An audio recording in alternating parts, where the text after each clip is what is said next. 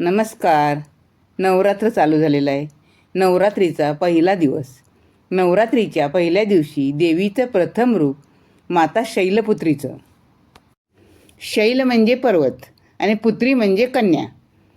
देवीच्या या रूपाची आराधना केल्यामुळे आपल्यामध्ये पाषाणाप्रमाणे आढळ प्रतिबद्धता येते.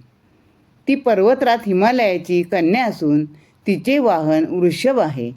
शैलपुत्री देवीची पूजा शांती, स्थैर्य आणि पवित्रता प्राप्त करण्यासाठी केली जाते. शैलपुत्री देवीला पांढरं कणेर आणि लाल जास्वंद ही फुलं फार आवडतात. पांढरा रंग तिला खूप आवडतो. देवीला नैवेद्य तुपाचा लागतो.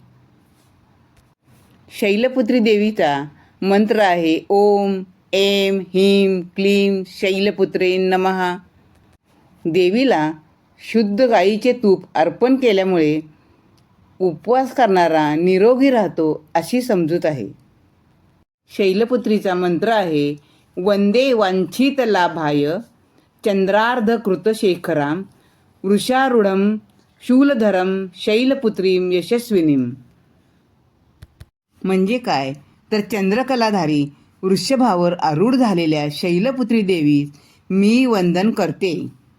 धन्यवाद.